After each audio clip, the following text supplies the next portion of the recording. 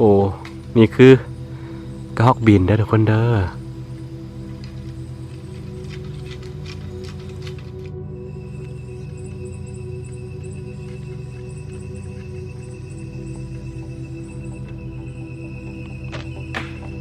เอ๊ะ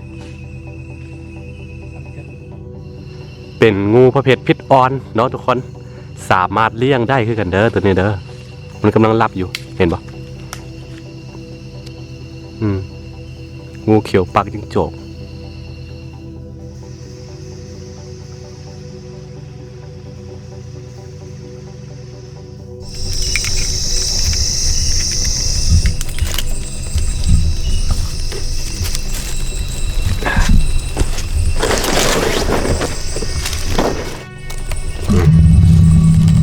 กบปลา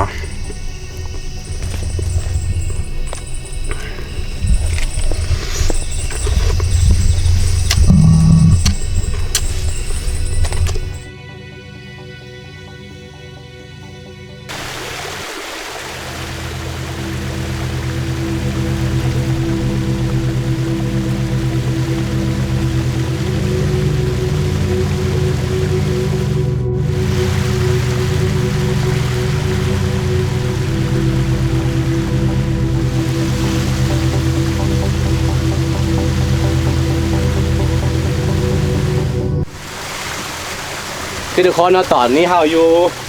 ใต้ติ่นน้ำตกเนาะทุกคนเนาะจะเป็นน้ำตกแล้วก็เราสังเกตเห็นแบบเป็นขมแบบนี้เนาะมันจะมีน้ำจะเป็นบ่อน้ำแบบนี้สงสัยมันจะมีกบเพราะว่าเบิ้งจะลักษณะภายนอกแล้วก็จะมีใบไม้มีอย่างตกอยู่เนาะต้องมีกบแน่นอนเนาะเอาสิลองเบิ้งเห็นว่าเดี๋ยวก่อนมันบ่มืดป่ะตอนนี้ต้องบอกว่าอยู่ใต้น้ำห้วยแบบนี้ค่อนข้างมืดเด้อทุกคนจริงๆกับประมาณ4 โมง 5 โมงซื้อมาเดี๋ยวก่อน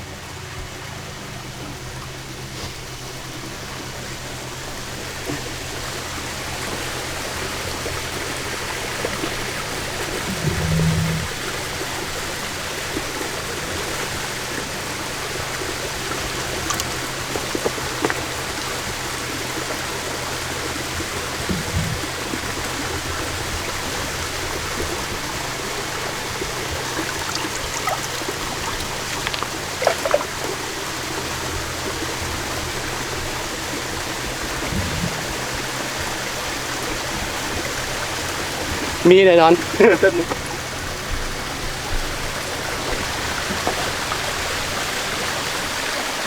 มันบ่ซับบ่ค่อยสะดวกปานใดพี่น้อง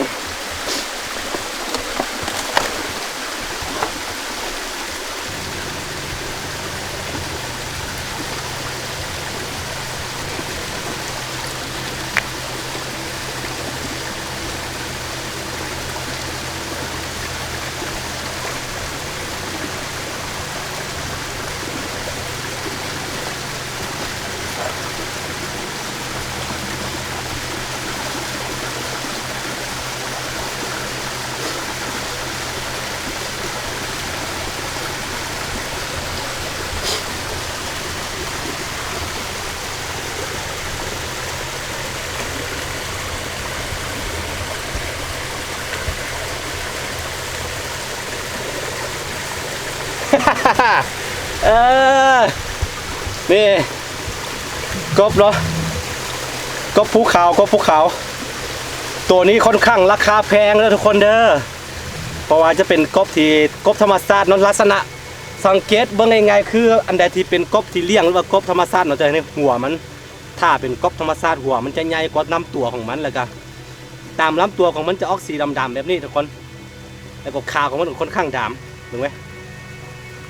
นี่แล้วก็มันบ่สามารถมันจะใหญ่ได้ซ้ำอันกบที่เขาเลี้ยงอยู่ตามบ้านเนาะนี่คือกบธรรมชาตินี่เป็นอาหารแล้วเนาะตอนนี้เราเดินป่าอยู่สามารถก้มเนาะเลี้ยงชีวิตมีตัวทักแทเนาะทักแทบ่เป็นตัวทากเลยตัวทากตัวทากที่อยู่ในน้ำมันนะเอิ้นว่าทักแทนี่เห็นบ่ตัวน้อยๆโอเคเอาสิปิดซิปมันแบบว่ายังระมัดระวังนิดนึงแล้วให้มันแบบว่าทรมานน้อยที่สุดโอเคเลย นอนตอนนี้เขาก็อยู่ป่ากันเนาะประมาณ7 โมงแรงแล้วตอนนี้คือเขาถ่ายให้มันมืดนิดนึงเพื่อว่าป่าที่เขาอยู่ณตอนนี้เนาะเป็นป่าที่เขาบ่เคยมาจากเถื่อนี่จะเป็นครั้งแรกแล้วว่าต้องรอให้ตะวันตกดินให้มันค่ำนิดนึงเดี๋ยวนี้7 โมงละให้มันมืดนิดนึงให้มันฮอดสวงที่สัตว์ป่าออกหากินมักไม้ป่ามีอย่างนั้นนะเพื่อว่าเขาสิเดินไปตามสายน้ำวิธีการเดินป่าของค่อยเนี่ยคือมักเดินตามลำธารเนาะทุกคนง่ายๆตามน้ำห้วยแบบนี้แหละเวลามีสัตว์ป่าอย่างกินมักไม้บ่เนาะมันจะได้ยินเสียงมันตกมาพวะพวะพวะเนาะครับก็จะฟังไปตามเสียงนั้นโอเครุ่นไปน้ำกันมื้อนี้ว่าสิได้เหตุเป็นอย่างเนาะเป็นคนที่มักไปว่าเดินป่าตอนนั้นกลางคืนสุดๆเลยทุกคนมันได้ฟีลแบบว่าความแบบเงียบสงบเนาะบ่มีหยังมารบกวนส่วนหลักจะเป็นเสียงนกเสียงหนูหลายกว่าเนาะที่ได้เฮาแบบว่าผ่อนคลายได้ดีโอเคมื้อนี้รุ่นไปน้ำกันทุกคนว่าสิได้เจอเป็นอย่างเนาะมานำกับ2 คนเนาะกับตากล้องเป็นน้องซ้ายเด้อมื้อนี้ตากล้องมาบ่ได้เป็นวัดอันนี้ก็เป็นคือกันเนาะแต่ว่าอดทนเอาเพราะว่ามักอยู่ป่าได้เจอกัน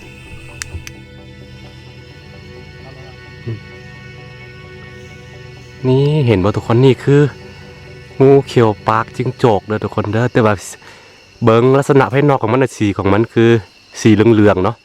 เหลืองปนขาวมันคือการแปรพันธุ์ของสีมันแต่ว่าที่จริงมันคืองูเขียวปากจิ้งจกตัวนี้คือเป็นงูประเภทพิษอ่อนเนาะทุกคนสามารถเลี้ยงได้คือกันเด้อตัวนี้เด้อมันกำลังหลับอยู่เห็นปะงูเขียวปากจิ้งจกหรือโบแน่ใจมันจะมี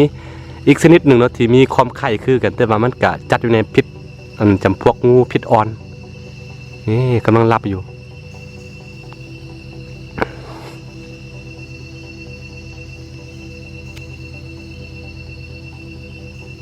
สวยงามคือลักษณะพิเศษของงูคือเวลานอนมันจะเอาหัวเนาะกายใส่หางเด้อทุกคนเด้องูเขียวแต่ว่าบูฮูของงูอื่นเป็นยังไงนี่คืองูเขียวปากจิ้งจกแปรพันธุ์กลายเป็นสีเผือกสีออกขาวทั้งพื้นของมันจะออกขาวๆแล้วก็ทั้งเทิงของมันจะออกสีเหลืองๆนิดนึง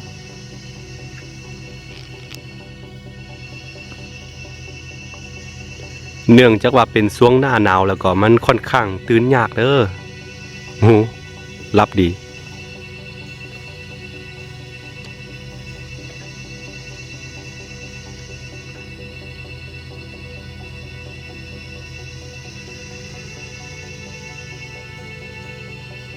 จะนอนตามต้นไม้แบบนี้ส่วนหลายว่ามีงูชนิดใดที่นอนตามพื้นดิน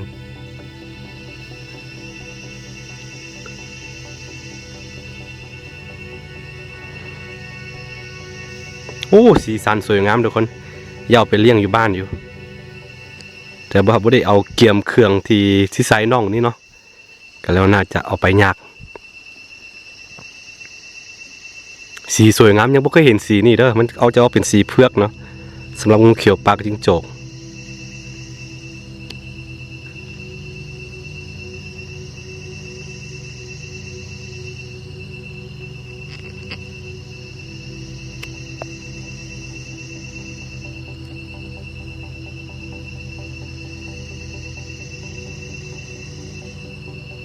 เบื้องไปเบื้องมาคือตัวเอียน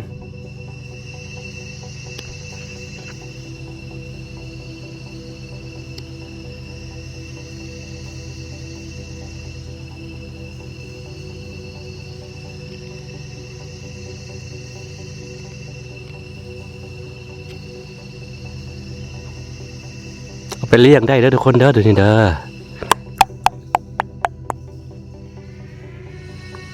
เฮ็ดข่าวเป็นอาหารมื้อแรงนี่เด้อเพราะว่าเฮาเดินป่ามาหมดคืนยังบ่ทันได้กินข้าวเด้อนี่อาหารเจอแล้วเดี๋ยวเฮาสิเก็บไปมกกินตำปลากันตัวนี้ก็อยู่วงกือ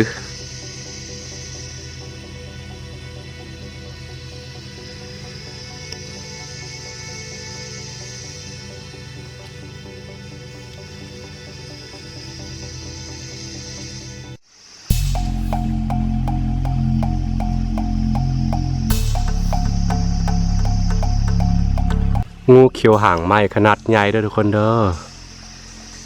โอ้กำลังนอนอยู่หัวกับหางอยู่บนทางเดียวกันเด้อนี่เอาหัวไกลใส่หางแล้วนอน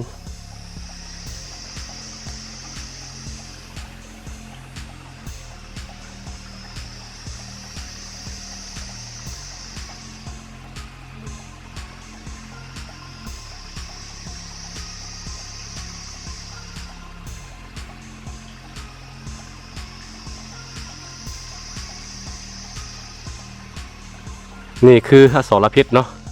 เวลาเข้าป่าสิ่งที่เขาควรระวังก็คือพวกนี้แหละพวกมันจะนอนต่ำต้นไม้เวลาเขาบ่เห็นเราไปเหยียบมันว่าไป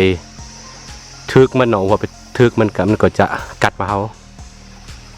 นี่ถ้าเขาบ่ไปทึกหรือว่าบ่ไปเหยียบมันบ่เป็นสังเนาะสำหรับตัวงูทั่วๆไปหัวอยู่พุ่นหัวนี่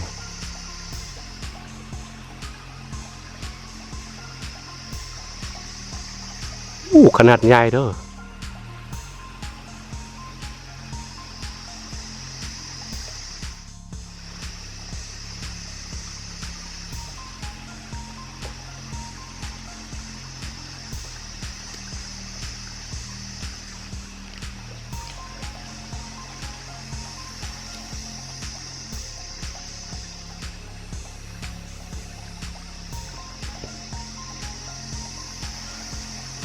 โอเคทุกคนถ่ายรูปได้แล้วกะจะไปรบกวนมันอีกเลย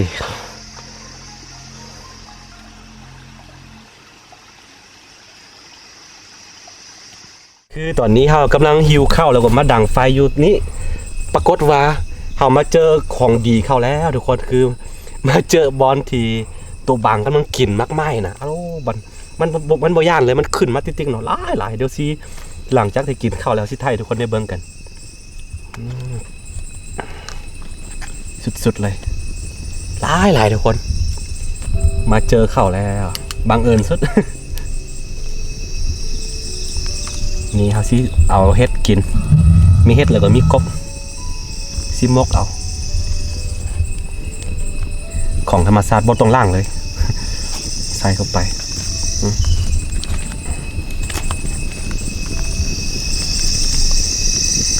โอ้มาเจอของแท้คิดว่ามือนี้คือว่าโซกให้แต่ว่าบ่ได้เจอเป็นอย่างเลยสุดท้ายมันมาเจอตัวบางหลายมันกินไปเสียทุกคนได้เบิ่งกันเด้อตัวนี้หิวข้าวแห้งของปลาเป็นไงหิวปลากินยังไงเป็นแบบนี้ทุกคน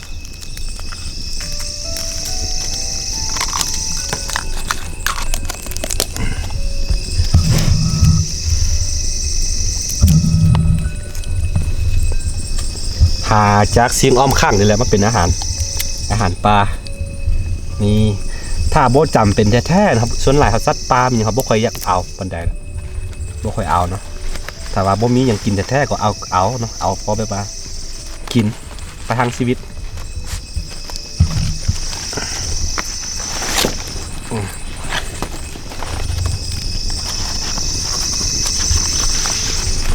ใส่ตัวนี้เป็นเม็ดตอก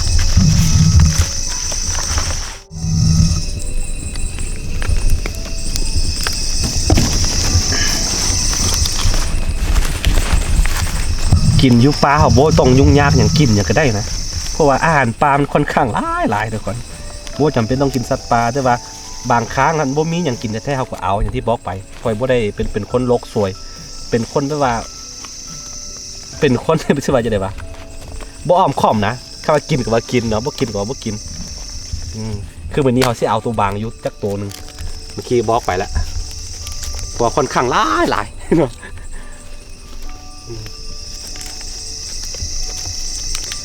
นะเมื่อว่าบางคนนี่คือบ่เสือบ่ได้เพราะว่าหน้ากล้องกับหลังกล้องคนหลายอย่างแต่ว่าคือค่อยเนาะ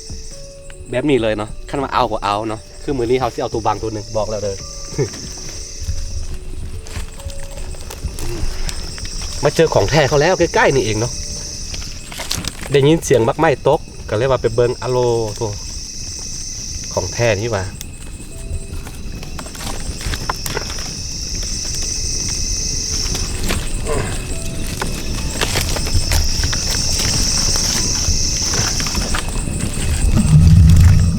คือเดี๋ยวนี้ต้องแข่งกับเวลาย่านอันสิไก่โมงทีมันสิมากินนะแต่วันดึกมาแล้วมันสิบ่มากินแหละ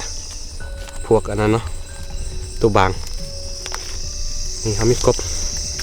ของแท้มีกบมีปูอยู่กบปิ้งเดี๋ยวนี้กินเป็นอาหาร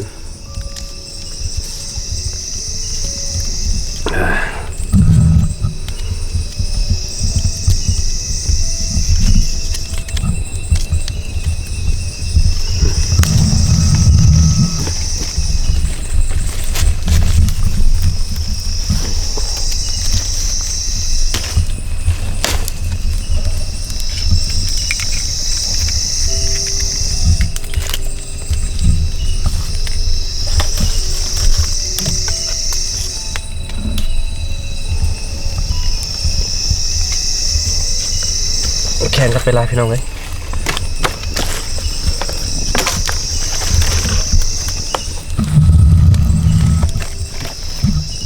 โอเค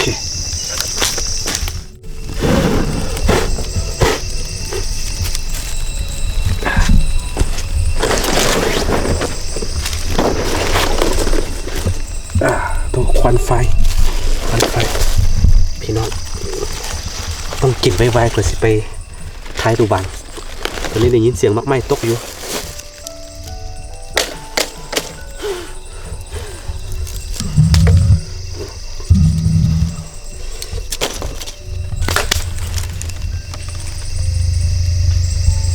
ต่อยโอเคจังเลยทีนี้ได้ยินเสียงมีออกมาไปแข่งเวลาสัสฟ้าน้ำต้องประหยัด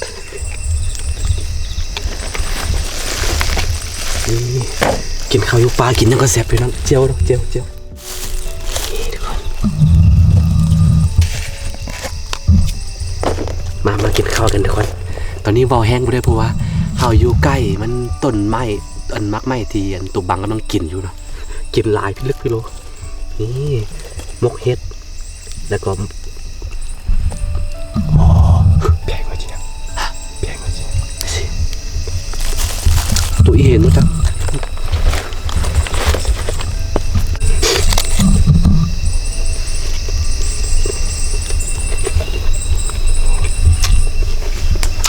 กำลังกินข้าวอยู่ตัวเห็นขึ้นมาเกี่ยวกับทุกคนหยอดใส่ทุกคนจะเบิ่งกันกบปลา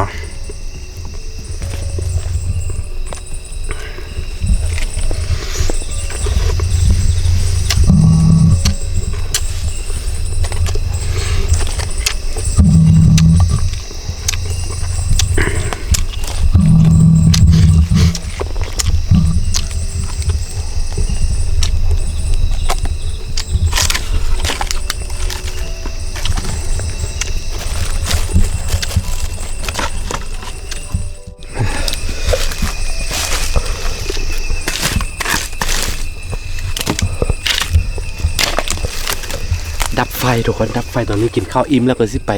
ซองตัวบางกันทุกคน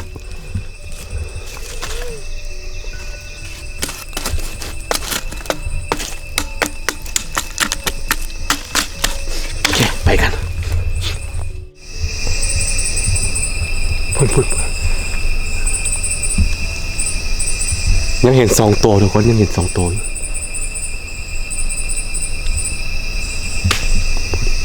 ดอกไม้ตก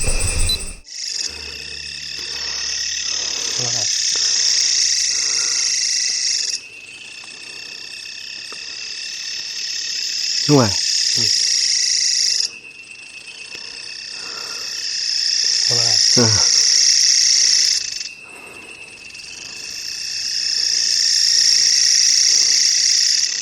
ตัวบางทุกคน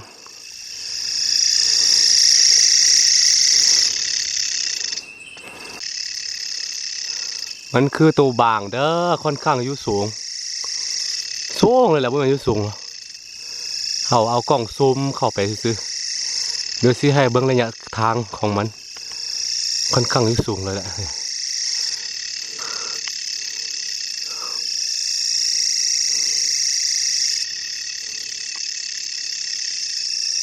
พูนเมื่อมันดูบ่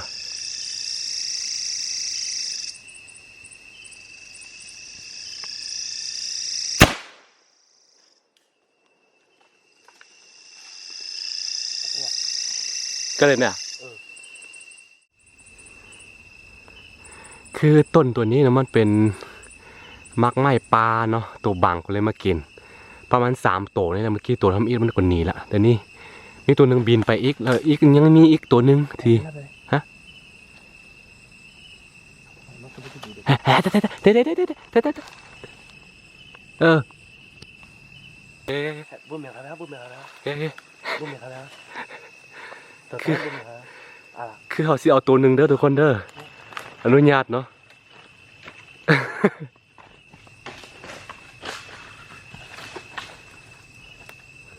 มันคายมัน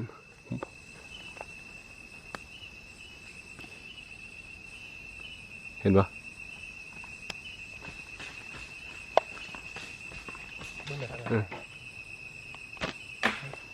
เอ๊ะ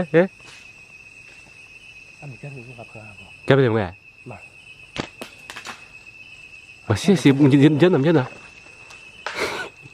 เอากระสุนยิงดูเขาทะเล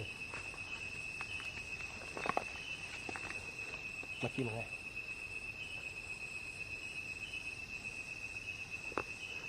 พุ่นเนาะมันมีหลายเขาเสียเอาตัวหนึ่งมาเป็นอาหาร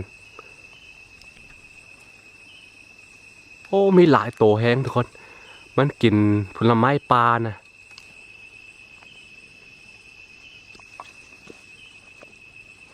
เห็นบอยันตัวหนึ่งพุ่น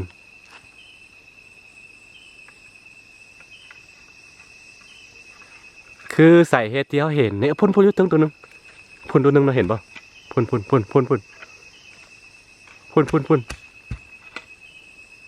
เห็นป่ะมันคือตัวบางเด้อนี่แล้วก็ยุกใต้ไปตัวหนึ่งนี่โอ้ใส่เฮ็ดที่เขาเห็นก็คือเขากำลังซีเฮ็ดอาหารกินอยู่พี่ใกล้ๆนี่เสียให้เบิ้งพุ่นเห็นป่ะกอไฟไว้แล้วได้ยินเสียงมักไหม้ตกเป่งปังนี่เขากำลังก่อไฟอยู่ทุกคนบนหน้าเสือเลยเนี่ยพี่ตัวนึงพี่กำลังขึ้นมาตัวนึงอีกถ้าถึงบนดังอาศัยนี่3 ตัวเห็นป่ะโอ้มันกินแบบว่าขึ้นมาแบบบ่ย่านคนเลยนะขนาดเท่าดังไฟไว้อยู่ใกล้ๆต้นไม้นี่เนาะพุ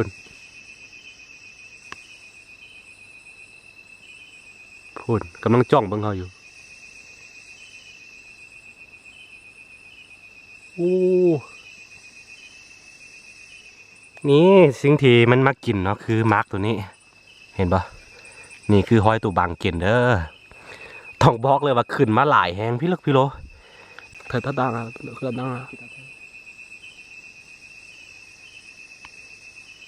หลายแหงพี่น้องมันขึ้นมาติ๊กๆนะฮะบ่เห็นเรือมา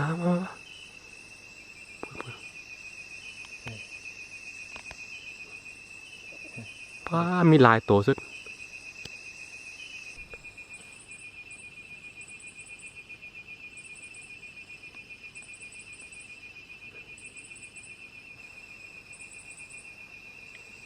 คุณไปละมันบินได้นะ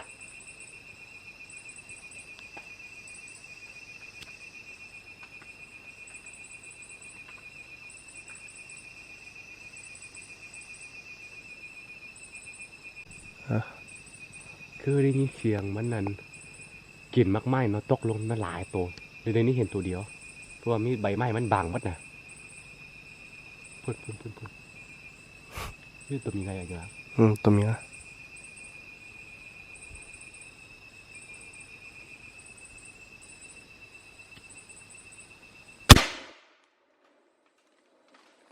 มากันแล้วเฮ้ยเธอจะมาด่าสิเธอมาแก่ไหมมาเพิ่งอ่ะฮะเงือหล่ะเงือไอ้จะมาแก่ไหมฮะไงส่งอะไรบนหน้ามอสสิถามเขาเขาไงวะ2 ตัวเห็นมาทุกคนพุ่นพี่พุ่นมาตัวตา ขึ้นมาตรงไหน Hết được chúng kia đó à หลายชุด Hết xong cái bữa năm mông là dừng à มาสิโอ้ย Ngơ ngơ sự bữa năm mông à Xí lệ dừng à từ từ ก็ขึ้นแบบนี้นะ Mẹ cha ở sự tổ chức sơ sơ lệ mông โอ้หลายชุดพุ่นพุ่นตัวนี้ Em bên mời phải lối quả เรื่องไงแล้วเรื่องไง Dùng khá thá chung kia đấy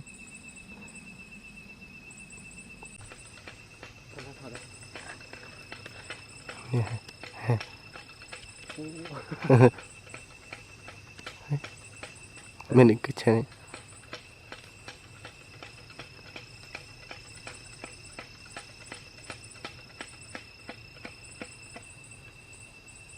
พุ่น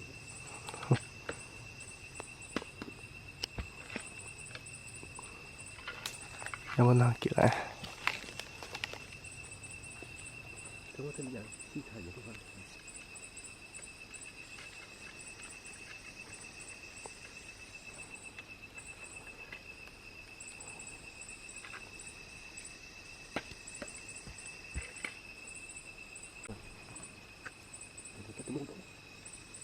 ทั่วหมด เมื่อปะ หมดเลย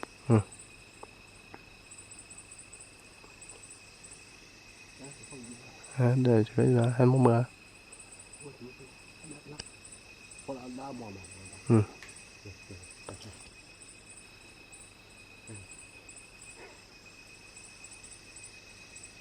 มึงเมื่อเมื่อมึงเมื่อเมื่อ เบื่อเดี๋ยวเราเบื่อแต่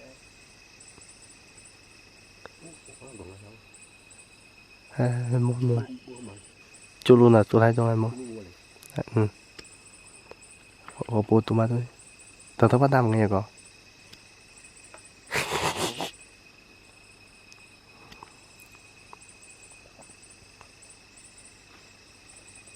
ไล่ให้ตัว คือมันบินได้เนาะบูว่ามันบินออกมาได้ต้นใดเนาะหลายๆบางที่ก็บินมาเป็น2-3 ตัวเลย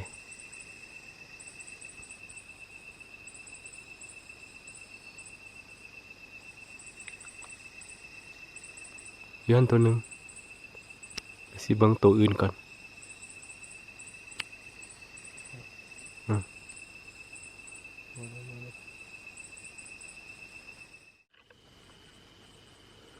มันมีหลายแฮงพี่น้องโอ้ตัวหนึ่งบินตัวหนึ่งขึ้นมานะบินมาได้ต้นเดียวบุบินมาแบบหลายคุณเห็นบ่ตัวบางตัวบาง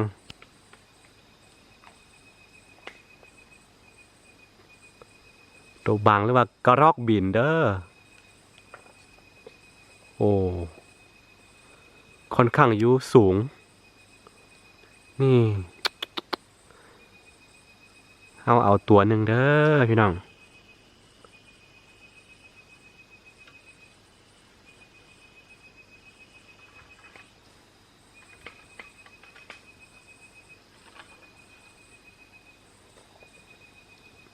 กินผลไม้ปลา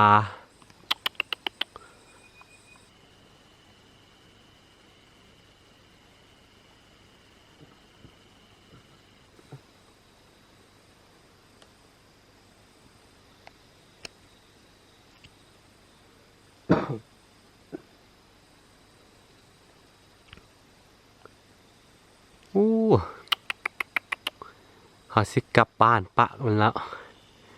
มันบ่ลงมาเนาะส่วนหลายคือโบฮู้ว่ามันบินมาได้ทางใดนะหลายทุกคนนี่ต้นตัวนั้นแด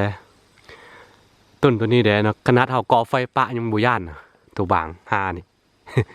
โอเคเอาตัวหนึงแล้วก็ให้เบิ่ง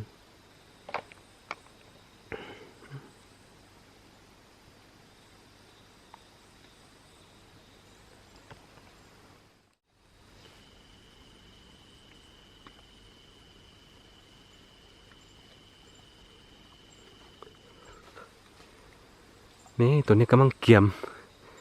สิขึ้นไปกิน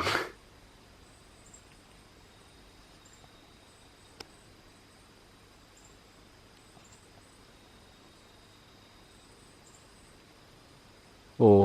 นี่คือกระหอกบินได้ทุกคนเด้อ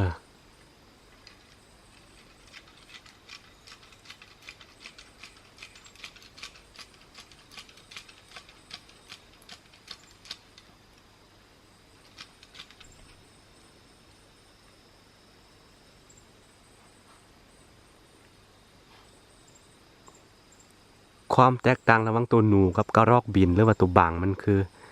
ตาของมันจะออกสีแดงๆแบบนี้เลยทุกคน